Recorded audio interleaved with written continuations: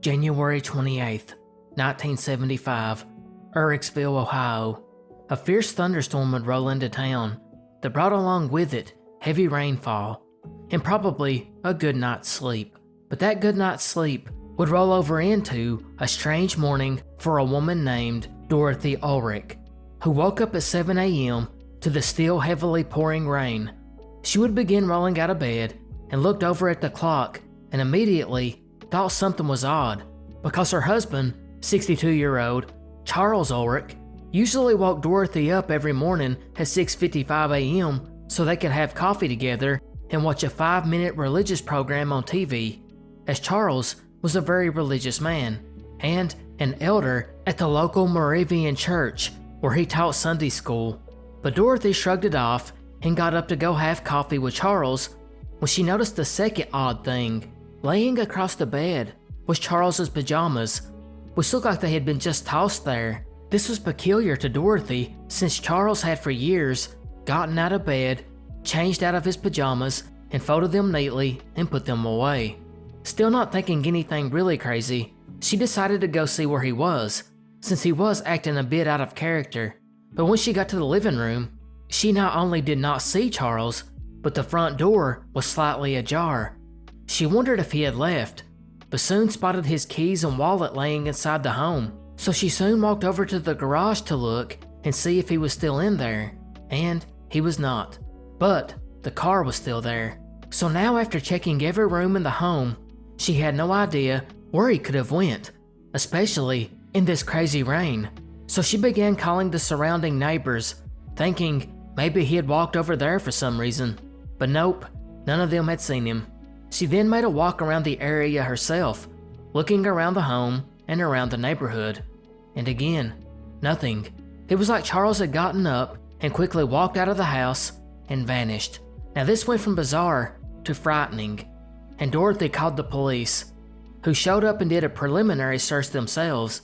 Again, finding nothing. Even when more volunteer search parties showed up and searched over the next few days, nothing was found. They began to suspect that Charles, for some reason known only to himself, left and went to the nearby river, which ran parallel to the street that the Ulrichs lived on. And he got to this river and then somehow fell or slipped into the rising waters caused by the rain. But the river would be dragged, and they found nothing. Search and rescue were confident he had not drowned in that river. Now everyone was seemingly confused, but investigators didn't give up. They began to question neighbors as well as Dorothy, and Dorothy would tell them of a couple of weird occurrences that had happened within just the past few days. First, 2 nights before Charles got up and walked out of the home, Dorothy awoke to what she thought was the front door closing about 2 a.m. So she woke Charles up, and he grabbed his shotgun and went to confront the would-be burglar. But when he got there was nothing. No one was in the home, the door was not ajar, and there was no sign that anyone had been in. They didn't know if Dorothy had just misheard a different noise, thinking it was the door, or maybe she had dreamed she heard it. Or maybe she did hear something, and that something is related to Charles's disappearance. But that wasn't all. That evening, a phone call would come in and Charles answered it. And after the conversation, he hung up and told his wife, if this was a year later, I would retire. Now Charles was a small claims examiner at the Ohio Bureau of Employment Services, but Dorothy never asked who it was that called, or what the call was about. So like so much other strangeness with this case, no one's for sure if it's related or just completely random. But investigators did find out that Charles had an increased workload for that year, nearly tripled the amount of cases he had been working. But when they spoke to people at the office, they all told investigators that Charles had not been stressed nor acting any different. With this information, police began interviewing neighbors, and a couple of good tips came in. On the morning that Charles had vanished, one neighbor did see car lights in the Ulrich's driveway at around 6:30 a.m., while another witness told police that on the same morning, an unidentified man was standing along Route 36, as if he was waiting on someone. And Route 36 was the highway which connected to the road that the Ulrichs lived on, and was very close. But again, is any of this connected? Detectives weren't sure. They stated that although they could not rule out foul play, they had a different idea. One that just made this whole strange affair even more bizarre. See, they found out that 5 years before this, Charles was injured in a fall. In fact, he ended up severing some nerves leading to his brain. And police spoke to a doctor, I assume Charles's doctor, who told them that people with injuries similar to Charles can suffer hysterical amnesia due to thunderstorms, which is what it had been doing all night. So basically, the thunder messed with his brain in a way that he had no idea who he was or where he was and just walked out. Where he ended up is another mystery. Of course, Charles's family didn't go for this, and not all of the investigators were convinced either. They began to look closer at his job because they knew that dealing with denied claimants was part of his task, and that led to a lot of irritated people calling him up. Would one of these be mad enough to hunt Charles down? And if so, how in the world would they do it in 1975 when it was much more difficult, and clients were just talking to him on the phone from all over the state? Well, investigators realized that too, and after they looked into it, they found no one that upset that could have targeted him. But that leads us to another theory. What if Charles heard another unusual noise, maybe the door opening, and he went to check it out? Cause don't forget, just 2 nights prior, Dorothy thought she heard a prowler. The problem with this is, if you thought you had a burglar in your home, would you stop to take your pajamas off? I mean, that could explain why he just threw them on the bed instead of putting them away, but I would think most people would grab the gun and go see who is moving around and worry about the pajamas later. The only way that theory makes sense is if he had heard the prowler as he was getting undressed, which would explain everything, other than why he didn't wake Dorothy up. Most people would notify their spouse just in case, but he didn't. And this ignores the overarching fact that Charles had no known enemies, and to top it off, there was no signs of a struggle inside or outside the home. Finally, I hesitate to put this last part on here because I cannot verify it, as I could only find comments alluding to a video where Dave Pilatus covered it, which I would think was a little bit out of his wheelhouse since Charles did not vanish in the forest. Anyways, Dave stated that on that morning of his disappearance, screams were reported to have been coming from a nearby rock quarry, and when police went to check it out, they found no evidence of anyone having been there. The second thing Dave relayed was weeks after Charles vanished, Dorothy adopted a German Shepherd for protection, but one day she came home and found the dog dead from a broken neck, and beside him lay an electrical cord. Now, of course, if either of those two things really happened, then it changes the mystery and theories altogether, but I cannot find that anywhere, although Dave would certainly have better connections than me. October 11th, 1962, Mason City, Iowa. A woman named Judy Siskow was laying in bed asleep around 3:30 a.m. when she was suddenly awoke to the scent of smoke. Alarmed, she sat up and looked around, and then walked around the home for a safety check to make sure nothing was on fire, and found nothing. Assuming that it may have been something in the distance, she lay back down and went to sleep. But she would be awoken again just 40 minutes later at 4:10 a.m., and this time smelled the smoke even stronger, and got up to go look outside, and that's when she spotted a white 2-door car ablaze in the driveway. And this wasn't just any car. This was Judy's 22-year-old roommate, Lucille DeVries. Panicked, Judy ran to call the fire department, only to find out 2 other neighbors had already called in. Unfortunately for Judy and Lucille, firefighters were too late, because by the time they got there, they discovered her body. It had actually been burned so bad that it was difficult to identify. It was an intense inferno. It had shattered the car windows, and the car roof was sagging in. The dashboard had melted as well, and the entire back seat, other than where Lucille had laid, had been completely burned down to the springs. It was so bad that the flames got high enough to blacken the edge of the house roof. But it got worse once an autopsy was completed, because the medical examiner found some smoke inhalation, but not enough carbon monoxide to have killed her. Instead, she burned to death. It was a tragic situation, and one I imagine was rough on the town. But how could this have happened? Was this a horrible accident or something else? Well, to get to that answer, We have to go back over Lucille's day, much like the investigators did. That early morning, on the 10th, she had went into her daytime job as a secretary for an insurance company, where she left at 5 p.m., only to head to her second job, where she was a part-time waitress at a ballroom from 6 p.m. until 1:30 a.m., meaning she worked a lot of hours. When the ballroom closed, she left and stopped at a local diner that was still open and ate, and left about 2:45 a.m., and drove back to the apartment she shared with her roommate and friend she had known since high school, Judy. It's here she pulled up and parked in the driveway next to the house. What happened after this point is mainly left to conjecture, but we do have at least one key witness.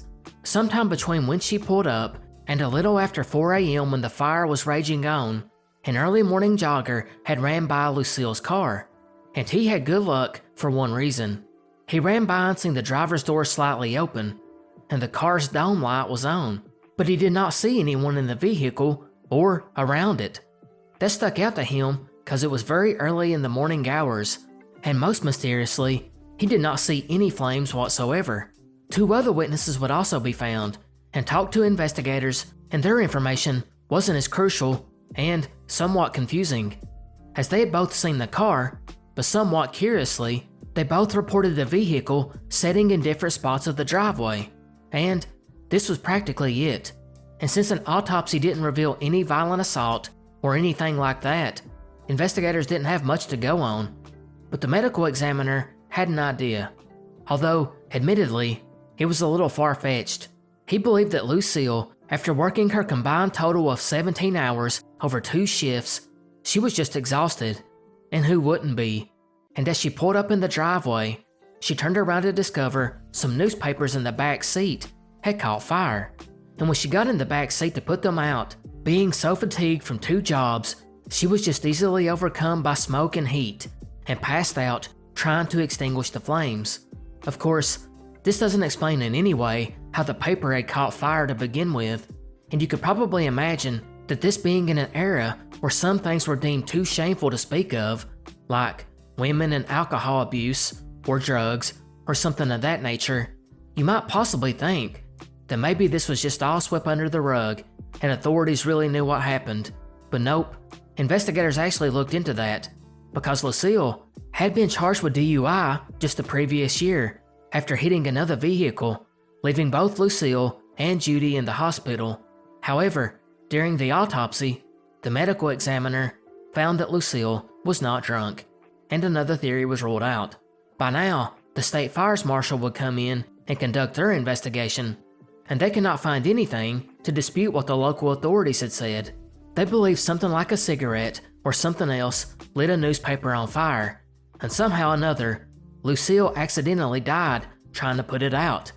It was very crazy, and almost seemed unbelievable, and within a couple of days, Lucille was buried. But the town didn't move on. They demanded answers, like what happened between 2:45 a.m. when she left the restaurant and 4:15 a.m. when the first calls to the fire department were put in. What happened to her that left her incapacitated and she burned to death? How did this guy running by not see the car on fire, but see the door open and the dome light on?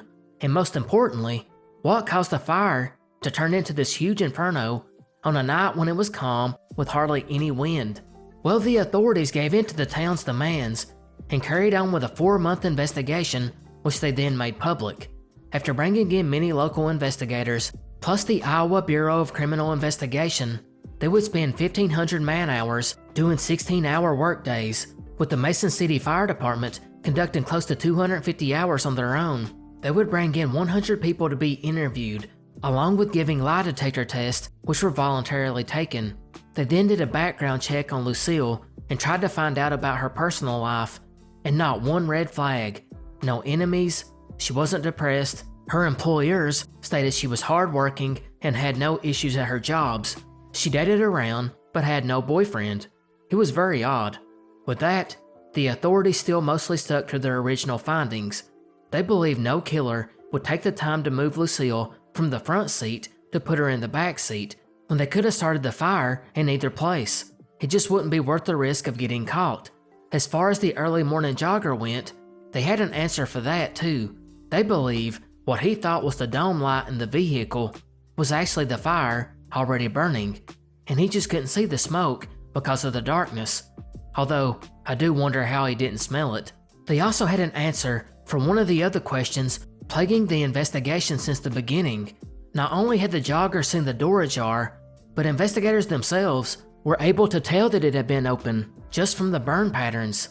But what caused confusion was when the firemen arrived, the door was shut. Their answer to this question that was on everyone's mind was a draft was created by the fire and the heat had weakened the door spring, which caused the door to shut. That left one remaining question for investigators. What caused the fire to start? And why did it accelerate so quickly? The witnesses who had seen the car, the two that had placed the vehicle in two different locations in the driveway, they recalled seeing the vehicle not on fire between 3:40 and 3:50 a.m., a full 20 to 30 minutes before the fire department was called. But if we go just back a few minutes before that, to 3:30, that's when Judy first had woke up and smelled smoke. So how did it burn so quickly? Arson investigators didn't know. They stated based on their experience, this had never happened before. They even tried to recreate the accident, and they could never get it to burn like the one that took Lucille's life. And they eventually concluded that the fire burned too fast for, quote, normal circumstances. But what did this mean? No one knew. They were able to rule out the engine and fuel, as well as gasoline or any other petroleum-based products that could have been used as an accelerant, because none was found. They did believe Lucille's clothing, or even the car seat, could have possibly had chemicals that caused the fire to spread quickly, but tests could not find any if that was the case. Likewise, after questioning multiple people that knew Lucille, they could not find one person that had the motive to kill her, nor could they find anyone who had been in the area around her at the time of her death, other than the jogger who ran by after it started. However, they did end up stating they could not rule out foul play completely. They concluded Lucille would have had to have been disabled so she could not escape the fire, yet at the same time, she would have had to have been disabled without killing or injuring her, because they couldn't find any evidence of a concussion, skull fracture, choking, broken bones, or being smothered long enough for a lung collapse. But they did concede that it was possible that one of these injuries may have been hidden by the burning. The final conclusion was that if someone was involved, they had extremely good luck or planned it extremely well. That's pretty much it. To this day, no one is for sure, although it's still classified as an accidental fire made by a cigarette, and I cannot find if Lucille even smoked. It's also possible she was tired and fell asleep in the back seat with a cigarette lit, although again, that just doesn't seem feasible. But I want to hear what you think. This one is very strange, and maybe one of you all will have a better theory. April 25th, 1973, Enfield, Illinois. A man named Henry McDaniel would begin to hear a scratching sound at the front door of his home around 10 p.m. Of course, this would draw the curiosity from anyone, and maybe a little anxiety. Although, I do have to clarify here, one source states that this all really started when Henry and his wife arrived home to find the children terrified, who claimed something was trying to break in. Regardless of which version is true, Henry got up and took a peek out the window, and outside, he thought he seen a bear. So he went and grabbed his gun and flashlight and walked out into the yard. It was here the wind was howling, and Henry looked out across his field of view to see a weird creature between two rose bushes. He would later describe the animal as having 3 legs, a short body, about 4.5 feet tall, and gray-colored, 2 short arms, and 2 pink eyes as big as flashlights. He would fire off 4 shots at the creature, with only one hitting, causing the animal to make a hiss like a wildcat before fleeing towards a nearby embankment, covering about 50 feet in 3 jumps. Henry was not sure what he had just seen, but he felt he should probably notify local authorities. They would come out and look over the area and found footprints near the house where the dirt was much softer. They looked dog-like in shape, with 6 toe pads, and it's worth noting the police put in the report that Henry was sober and rational, although many questioned that when Henry later told press whatever that thing was, it was not from this planet. the sheriff's department would actually go investigate because the news was spreading and it was actually causing some concern within the community. They began combing the neighborhood the next day and started interviewing other residents, although the only report they got was from a local boy who later admitted to making his sighting up. About 2 weeks later though, Henry would call a local radio station claiming to have seen the creature again, this time at 3 a.m. When he awoke to his dog barking, he got up and went outside to take a look around and seen the beast nearby the railroad tracks, where it was moving along slowly. This brought out another search party, which consisted of the radio station's investigation team, who looked over the area the next day, and they would claim they actually seen a 5-foot gray ape-like creature standing in an abandoned building near Henry's home. They then made an audio recording of its cries before firing off a shot, causing it to flee. 2 days later, more gunfire would erupt in the area, and this time, it brought officers to the area, who found 5 men that had came from out of town to hunt the so-called Enfield monster. Hoping to photograph the creature, they brought their guns for, quote, protection. They also claimed on their little monster hunt, they had actually seen the creature, but they were not able to get a photo, although police doubted it, stating the men were actually more interested in drinking and partying than looking for a monster. The men would then be cited with hunting violations, and the story began to draw attention, and, before long, had become a big story in the state, leading to the sheriff telling Henry if he did not stop talking to the media about all this, he would arrest him for spreading panic. In total, the creature was spotted a handful of times by a few different people: Henry McDaniel twice, searchers from the radio station, and the 5 young men that had went hunting for the creature, although their sighting was doubted. So what exactly did they see?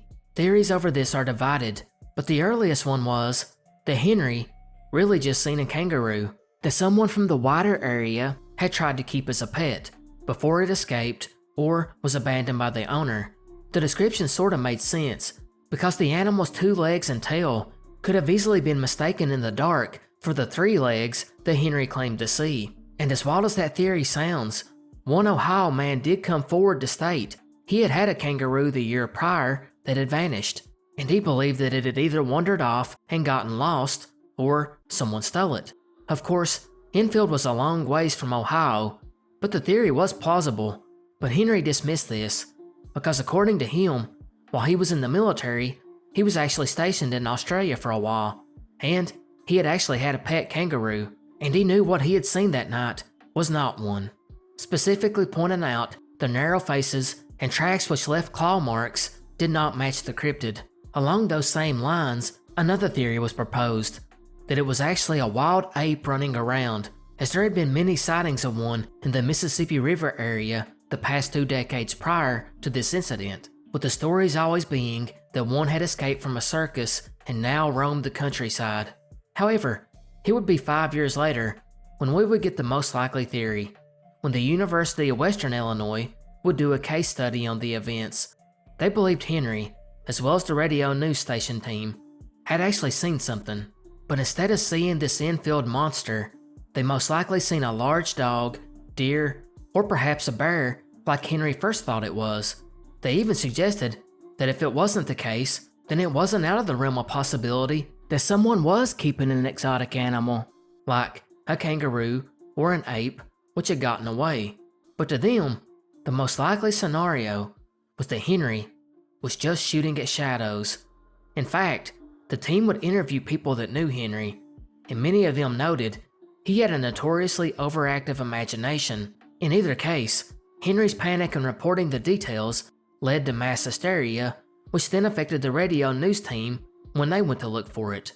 And they seen what was a normal animal, which they then mistook for the Enfield monster. September 12th, 1980, 22-year-old Rose Burkert and 32-year-old Roger Atkinson planned a little getaway to Williamsburg, Iowa, to book a room where the 2 lovebirds could have a night of romance. The room sat near the interstate and was about 270 miles away from their homes, as they both lived in St. Joseph, Missouri. And you may be wondering why they traveled so far to a small town to have a night of passion. Well, that's because this was a secret rendezvous, because Roger was married. but the two would pull up around 7:40 p.m. just in the nick of time, and there was only one room left because apparently a mortician's conference was taking place in the area, which had caused all the rooms to be booked up except for one. So after the wait, the two would get their key and make their way to their room, which by the way, was only accessible from inside the building. The next morning, the housekeeper began making her rounds when she came to their room. She could see by the do not disturb sign that they had still not checked out, even though it was past checkout time. So she assumed they slept in and knocked on the door once, then twice, and then several times. So she tried to open the door only to find it locked, and she went back to the manager's office to get the key, probably thinking the couple had just left the room without officially checking out. So after she got the key and made her way back, she slowly opened the door and realized they were still there, because the first thing she could see was their feet, and she still assumed they were sleeping. But as she took a step in, she saw blood splattered all over the headboard, along with the walls and carpet. She immediately slammed the door and took off running back towards the manager's office. He would then take the key for himself and go back and look, and he would see that the housekeeper was not mistaken. So he quickly called the sheriff's department, and they arrived soon to discover a grisly scene. Both Rose and Roger were laying face down on the bed, and the backs of their skulls were slashed and caved in by repeated blows, coming from an axe or a hatchet. Roger also had severed fingers, which indicated he had tried to protect his head from the crashing blows. Looking around the room, they could find no signs of forced entry, but what really stuck out to them was there were two chairs that had been placed next to the bed, which suggested the killer, or killers, may have been sitting there talking to the two before the killing. But assuming it was one person, he had also gotten comfortable enough at one point to prop his feet up on the desk next to the bed, before he moved the other chair in beside them and used it as a feet prop. And it was possible, after he murdered them, he just sat there propped up in his chair and admired his work. But this was still not the strangest clue, as police would find it on a mirror in the bathroom. Apparently this person had went and grabbed some soap and began whittling it down while sitting in the chair next to the bed, letting the flakes fall to the floor. He then took those flakes and wrote out a message on the mirror, and then smeared the message to where it was unreadable except for one word, which clearly spelled this.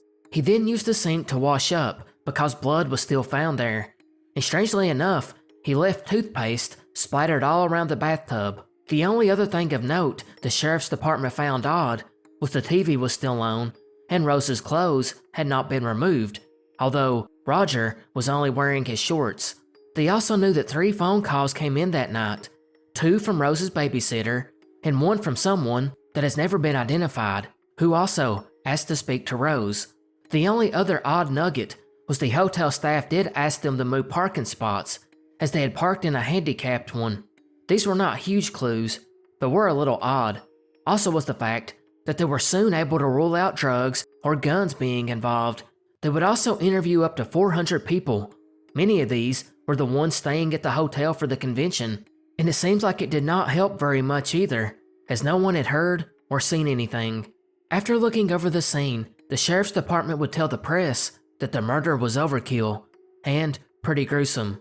And with that, they began looking closer at people in Roger's and Rose's life, because they assumed this had to be someone with a personal motive. And they didn't look where you would think they would look first, not Roger's wife. Instead, they looked at Rose's ex-boyfriend, a man named Danny Burton. And there was good reason for that, because she had in the recent past kicked him out of her home because he was using drugs. He didn't take this easily and began stalking her, and Rose actually went to the police to file a complaint against him and told them if she ended up being killed, it was because of him. She had even bought a dog for protection, which she later found hanging and butchered in front of her home. But when police went to ask her ex, he had an alibi. And not only that, he passed a polygraph, and investigators moved on. They next turned to people that knew Roger, and one of these stuck out, not his wife. Instead, it was a man named Charles Ray Hatcher, who you may have heard of before because he was a notorious serial killer who was responsible for at least 5 deaths, but maybe up to 16. And how did Roger know him? Well, turns out, it was actually his uncle. and he had just escaped a mental health facility, but they ultimately could not tie it to him either. Law enforcement now turned to other states, wondering if they had any similar crimes which might indicate a MO and a serial killer. And a couple weeks later, they got a hit, when investigators would be notified of a murder that had taken place at a hotel in Galesburg, Illinois, about an hour-and-a-half drive away, which had happened 3 months earlier. And in this murder, which I could not find much about, other than the killer's name, Raimundo Esparza had also attacked a couple in a hotel with a weapon that was described as hatchet-like. So detectives would make the trip down to authorities and compare notes there. But I couldn't find out if they thought that the two crimes might be connected. But there were even more potential persons of interest. Apparently, Rose had gotten into an argument that night with the hotel bartender, and sometime late that night, or in the early morning hours, that man left town, never collected his last check, and left his truck abandoned about 20 miles away, where he promptly enlisted in the military. There was also a farmhand that lived near Rose that, according to her, had broken into her home because he was obsessed with her. That same man was thought to have been about 12 miles away from the hotel that night. Or what about the husband of another woman that Roger had an affair with, or was rumored to have had at least? Or what if it was someone at the mortician's convention? Some even speculate they invited someone into their room to watch them go at it, and this stranger or person known to them just snapped and killed them. See, that's just it. There's so many people to look at in this case. Even just ruling out the guest at the hotel would have taken forever, but we still haven't even looked at the one obvious, Roger's wife. From what I could find, she was never a person of interest. In fact, when police had called her to say they found Roger's body, she told them they were mistaken because he was in Missouri working, and when she was told of another woman, she was stunned. I'm assuming they were able to check her alibi and ruled her out, although that doesn't mean that someone else in her family wouldn't be upset enough to attack Roger for doing her wrong, which they did look at. Plus, his wife, Marcella, would have cashed in a big insurance policy if Roger did die, and some sources state that she was very controlling and they were in a loveless marriage that Roger desperately wanted out of, but couldn't due to certain circumstances. What those are, I could not find. Regardless, Marcella would write a book about the events where she claimed that although she was never an official suspect, many people in the community felt she had a hand in it, so she wanted to clear all that up. But having said all that, we'll finally take a look at the most likely theories. The first one is again, a personal attack. Either someone very upset with Roger, or Rose, or both. Maybe it was Rose's ex-boyfriend. He did have a reputation for stalking and being possessive. Or maybe it was Roger's wife. Their marriage was toxic and she was controlling, and she actually stood to benefit financially. The big point against all this, though, was DNA evidence was finally extracted from a bloody towel and tested in 2016, and any of these suspects in the family did not match with that DNA taken. Of course, that doesn't mean they couldn't have hired a hitman, which brings us to the next theory, that someone hated these two so much that they did hire an assassin. The main thing about that, though, is what kind of hitman hangs around carving up soap and leaves a weird message, along with smearing toothpaste in the bathtub. None of that makes sense. The final theory is that a serial killer that has never been captured is responsible. That actually would explain the bizarre behavior, and it's just possible he was a transient that targeted couples in isolated locations. And detectives even had a theory for this. They believe when Rose went outside to move the car to another parking spot, the man sneaked in before the door shut, which explains how he got inside the hotel, where he then followed her to the room and may have not even known Roger was in there, but once inside, immediately attacked him, which is why he was found only wearing shorts. And this would also explain why Rose was fully dressed. All in all, a crazy one, and I'd love to hear what you all think. June 21st, 1940, Odon, Indiana. Farmer William Hackler had just eaten breakfast and walked out into the field to get on with what he assumed would be a typical day. As he made it to his barn, though, he began to smell smoke, and he looked back to the house and began to panic. Was the house on fire? Was his family okay? With that, Hackler took off running and made it back to the home, where the smoky smell was very overpowering. He checked on his family, who then awoke and followed him to the source back in the bedroom. There was a fire, but oddly enough, it was just one single strip of wallpaper. But William didn't take this lightly. He soon began to realize that the real fire could be hidden behind the wall, so he soon called the fire department and rushed back to his family outside and waited. They arrived within a few minutes and soon knocked the wall down and found nothing. Well, this obviously perplexed William and the fire department. How did one strip of wallpaper catch on fire? Chalking it up to an odd experience, he thanked the firemen and they left, and William looked over the damage and was just relieved it was minimal. But he could never be prepared for what happened next, because after the fire department got back to town, they received a phone call. It appeared as if William's wife, Minnie, walked into the guest bedroom, and what did she find? Another fire. This time, the mattress, which appeared to be burning as smoke permeated from it. The fire department was called once again, and they rushed back to the scene where they promptly put it out. The Hackler family had to be thinking they were pretty lucky to have avoided 2 disastrous fires in one day. But it would get really weird from here, because spontaneous fires would continue to pop up all over the home. And it wasn't like the firemen were going back to town and the fires broke out while they were gone. No, they actually hung around to investigate, and they witnessed the numerous ones popping up over and over again. Actually, it got so bad that they called up other fire departments in the surrounding areas to come help out, and over 100 firemen documented around 28 unexplained fires. But there were even more witnesses. Neighbors hearing the firefighters coming in got curious and walked over, and several of these neighbors would even observe curtains spontaneously bursting into fire. But maybe the most mysterious event would be when a book at the resident's home would catch fire, and it caught fire from within the middle of the book inside the pages. This was witnessed by firefighters who seen a thick smoke pouring out of it. When he opened it, he saw the pages ablaze. This would go on for about 13 hours and stopped about an hour before midnight, and everyone that had been in the home described it as if someone was lighting matches all over it. The Hacklers, for their part, were so frightened they actually ended up sleeping outside that night. The fire department did investigate and tried to figure out what was causing the blazes.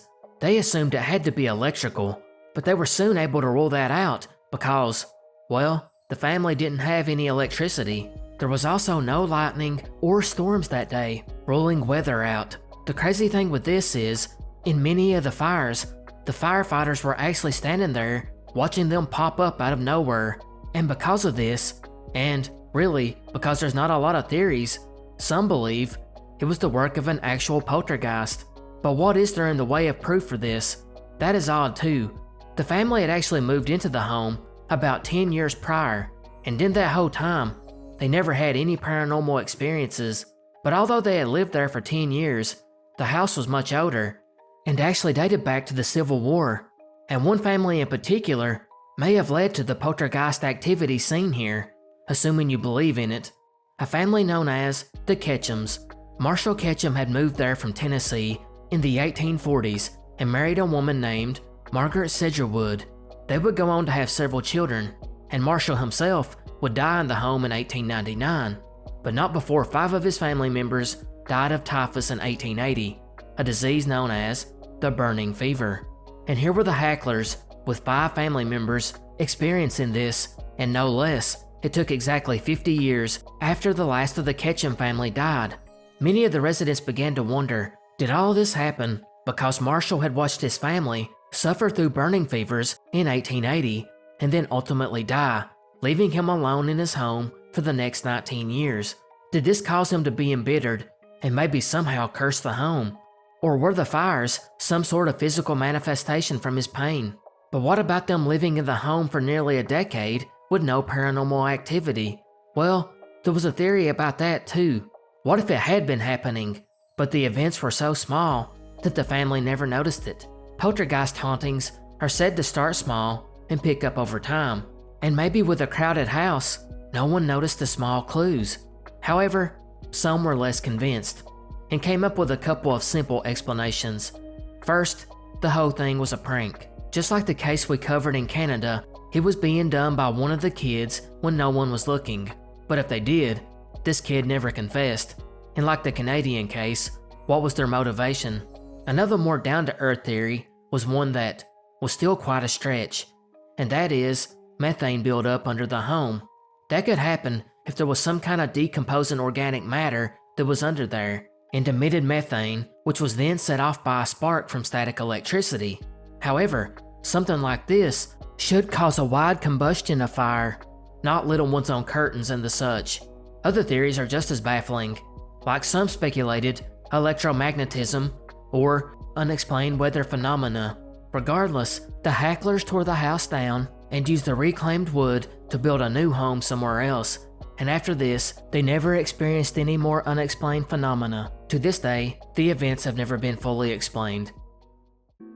September 29th, 1981, 68-year-old Wendell Marsh of Hope, Michigan, would depart his home, heading for Fort St. James in British Columbia to enjoy a fishing trip.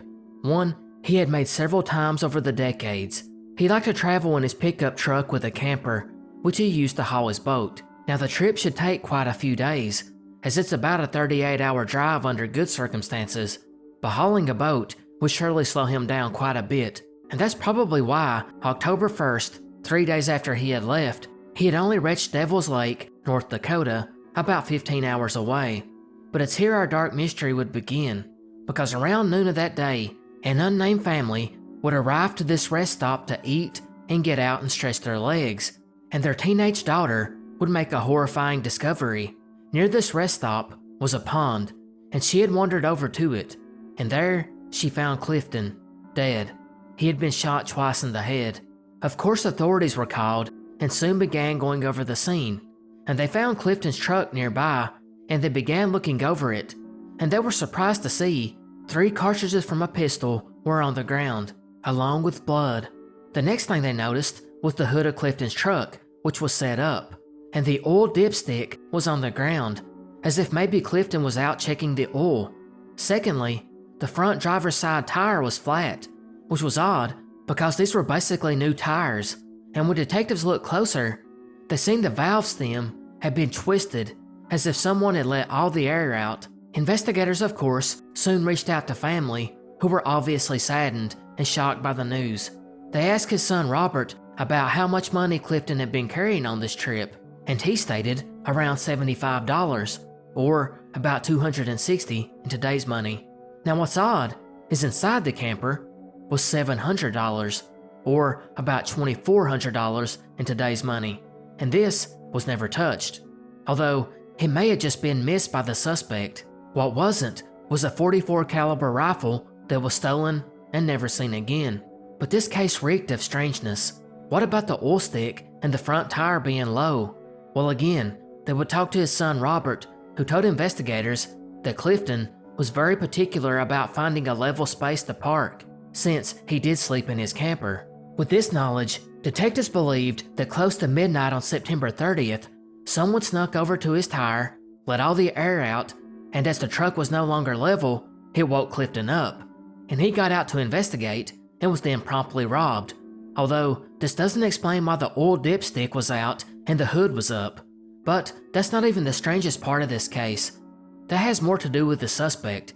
See, I didn't describe the gun very much at the beginning of this, but it was a .25 caliber pistol, a gun largely known as a woman's gun, mainly for self-defense. Now I know you might be thinking, so what? A guy could have just chosen it because its small size made it easier to hide, but there's a little bit more. See, after Clifton presumably got out and checked the driver's side tire, he was shot from the shadows. The suspect then picked him up and started to drag him around to the passenger side door, or, in some sources, back to the camper. In either case, when the suspect got there, this person, possibly a woman, was unable to lift Clifton into the vehicle.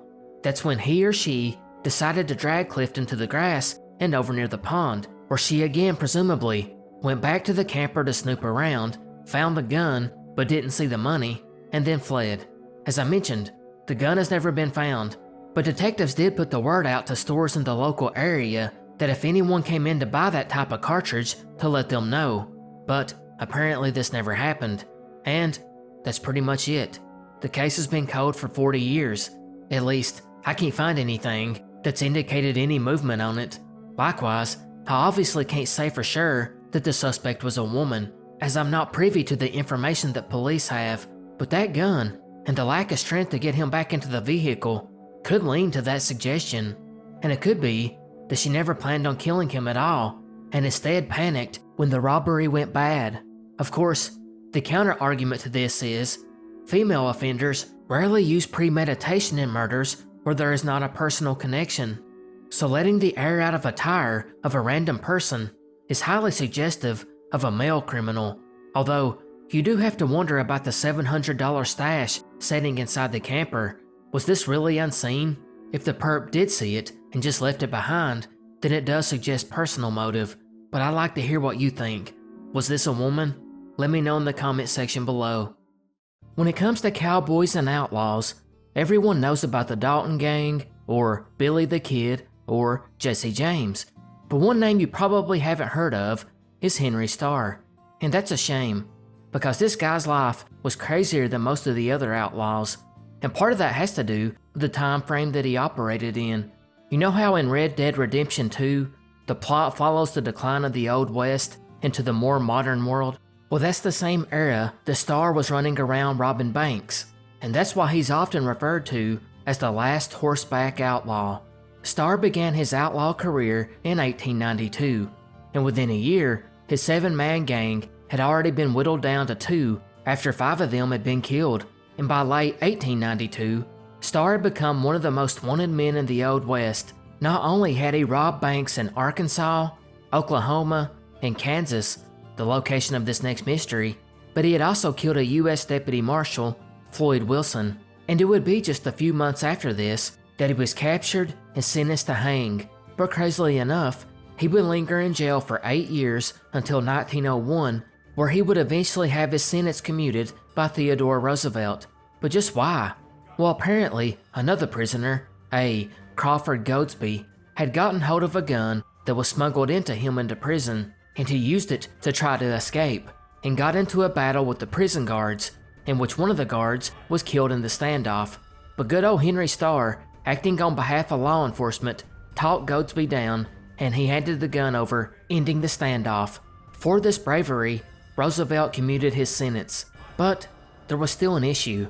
See, Starr was still wanted in numerous other states for robberies, so after his sentence was commuted, he wisely chose to flee to Oklahoma, which at that point was not a state. Thus, they did not have to extradite him. But by 1907, Oklahoma became a state, and Starr tried to find a quiet place to stay hidden, but before long, he ended up running into some old criminals who struck up a gang and soon began knocking off banks again.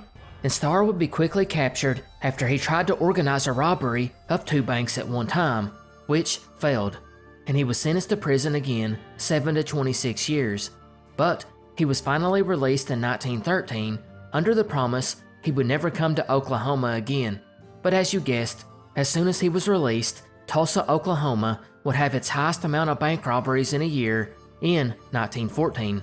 And he continued to take the state for what it was worth up until 1915, where he was again arrested and sentenced to 25 years, but only served 4. But in that time frame, he had robbed 14 banks while hiding in plain sight in Tulsa. But this time when Starr got out of prison, he had had enough and changed his career.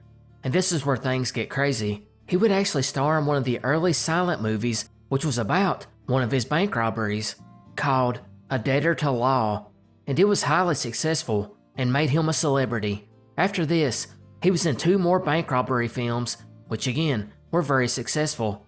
So successful that other movie companies began calling him, asking him to come to their film set and help create them to make them look like the most realistic bank robbery scenes. So the rightfully named Starr was living the high life. Although he had stolen a ton of money from several banks for close to 35 years, he was now making a pretty good living by working in the film industry. So what did Starr do next? If you guessed, started robbing banks again, you are absolutely correct. While actually filming one of his movies and talking to another studio about starring in their next project, he thought, what the heck, and robbed a few other banks. But one of these, in 1921 in Arkansas, would be notable for two things. One, it was the first ever robbery where the suspect used an automobile, but it was also the last attempted robbery of Henry Starr, as his luck had ran out, as he was shot and killed by the bank teller.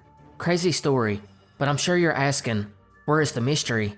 Well, see, in Starr's 30 plus years of crime, he allegedly robbed more banks than both Jesse James's gang and the Dalton gang put together. 21 banks in total, for a sum of $60,000 back then, or about $1.5 million in today's money. And the vast majority of this, especially from the early days of his outlaw career, was hidden. Specifically, told people that it was placed near the border in Kansas, at a place nobody would find in a million years. And while it's not been found yet, researchers do believe they have narrowed down the location. Going by Starr's movements over the years and the connections he's had, along with the clues he provided, it's believed the loot is hidden in the southwest corner of Kansas, along the Cimarron River in Stevens County. So, if you're ever in the area, it might not hurt to take a stroll near the river and see what you can find. August 2nd, 1994, Bismarck, North Dakota.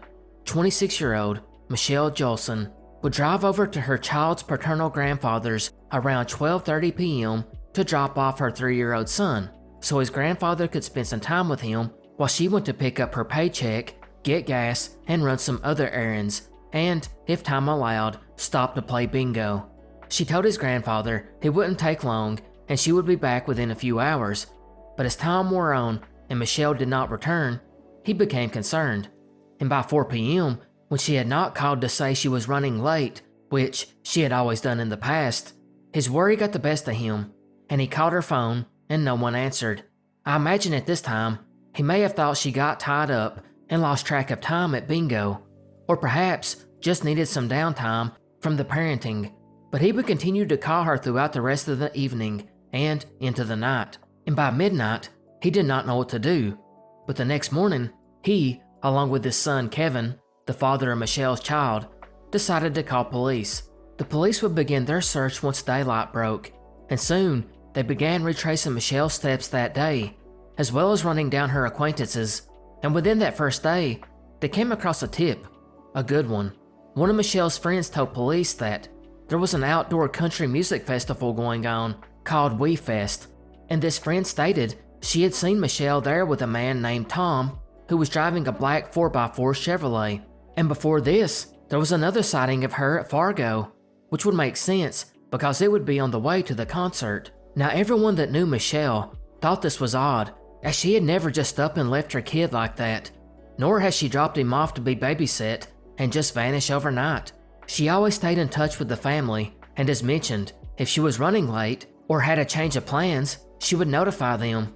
But that's not even the weirdest part. The festival was taking place some 3.5 hours away in Detroit Lakes, Minnesota. How and why did she end up all the way there when she told her baby's grandfather she was just going to run a few errands? Of course, it could have been a lie, which is what the police thought, because they marked the case closed and moved on. However, the family would end up being right, because Michele did not return within a few more days, and the family notified police again, and again, they began looking into the sighting by her friend. And now investigators believed she was never at that festival, and it was probably a mistaken sighting, as well as the one in Fargo.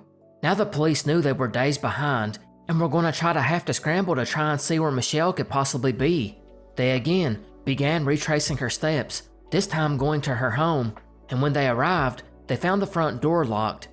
After getting inside though, they looked around the home and everything appeared normal, with the only odd things being that the TV was left on and the back windows were open.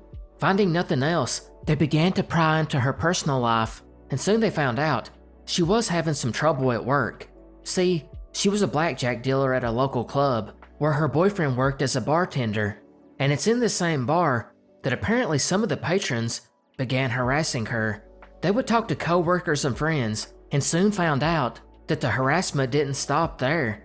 Apparently, on more than one occasion, she was pretty sure someone had followed her home from work, only to keep driving on, and the harassment steadily increased as she came out one day to see her car had been vandalized. Then, she began to receive anonymous hang-up calls.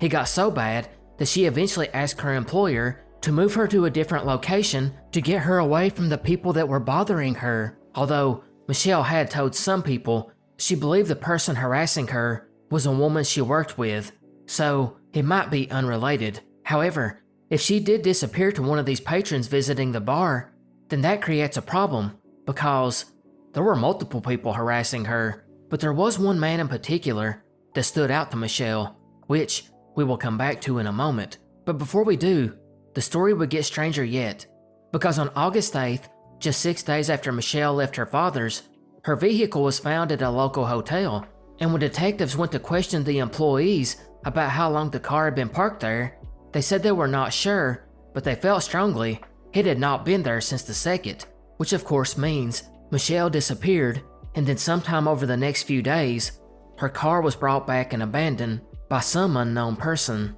Inside the car was even stranger. It was completely clean, except a half-eaten sandwich was in the front seat.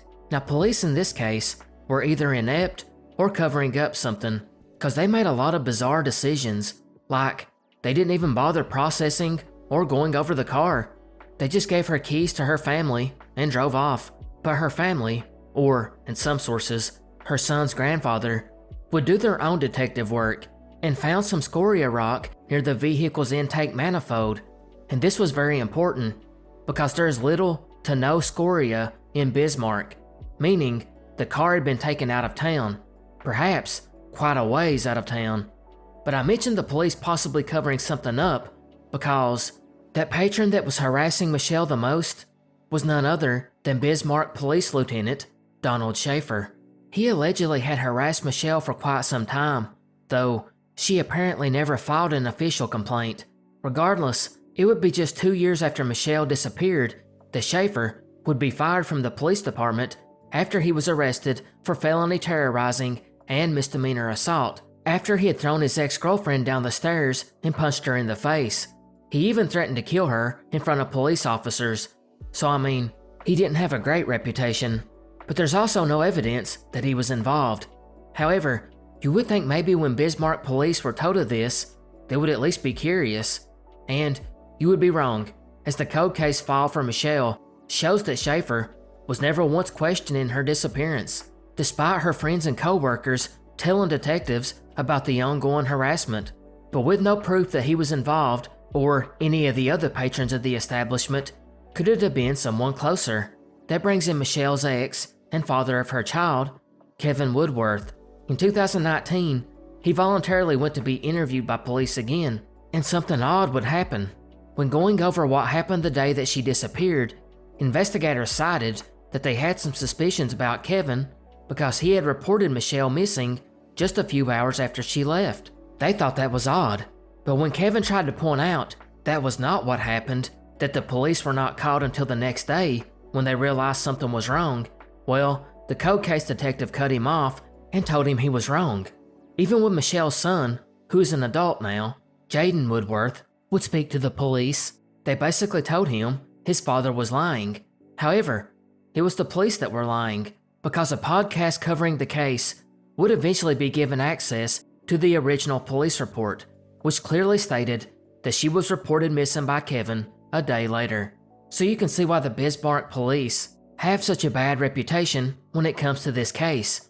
Although, one detective has dedicated a lot of time to it, Bill Connor, the lead detective between 2005 and 2010, who retired but continued to work on the case as a solo investigator. And in his time investigating, he has found 2 persons of interest that, he says, cannot be ruled out, while the current lead investigator for the Bismarck Police Department have found their own person of interest, as well as stating that Kevin is still one as well.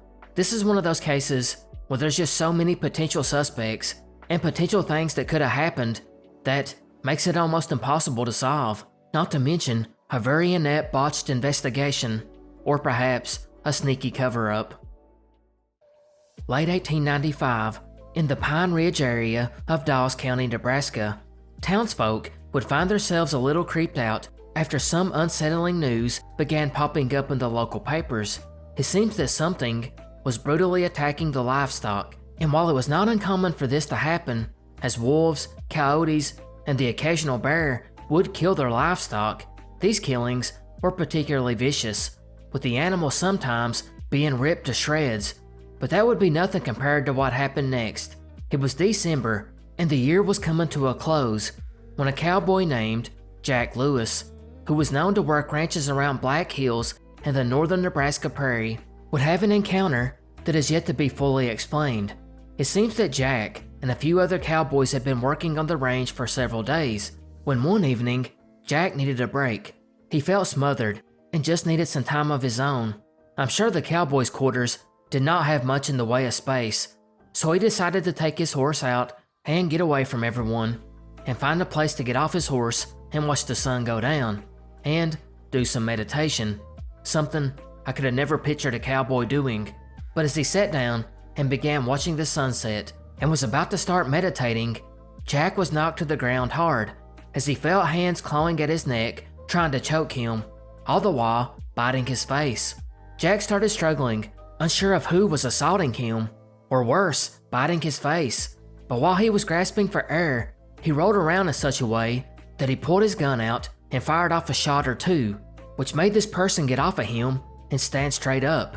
And what Jack saw surprised him.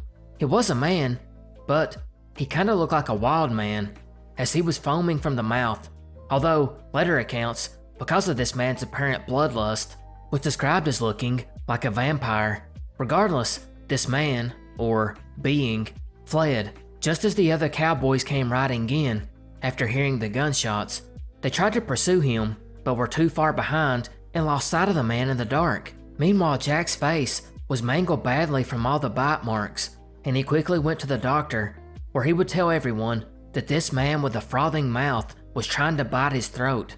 The man was never seen again, and it may well be that Jack did hit him when he shot at him, and it might have ultimately killed him, and the body was just never found out there in the wilderness.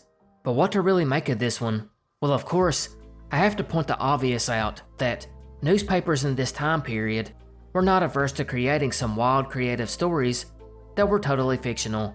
However, in this case, it could actually be real, and we know this because we have had 2 vampire attacks in the modern era, both in Florida of course, so it's just possible someone else afflicted with the same mental illness could have attacked Jack that night. What's difficult to manage in this one is all the animal attacks. I find it hard to believe that this potentially ill man was trying to suck the blood out of livestock, or ripping them to shreds, although I guess no one can be for sure. But it's also possible that the 2 events have no connection. Maybe the livestock killings were just from wild animals, and Jack's assault was due to this one person, although a lot of the animal attacks supposedly had witnesses that seen this man ripping them to shreds. But that could be because of mass hysteria due to an uptick in attacks on their livestock, as well as the fact that legends like vampires were more widely believed back then. It's also just as possible that mental illness, not understood as much back then, could lead people to think a mentally unwell person is a monster or a vampire. That brings us to the end of the Midwestern Unsolved Mysteries Iceberg, Part 4. I hope you guys enjoyed. Goodbye and good night.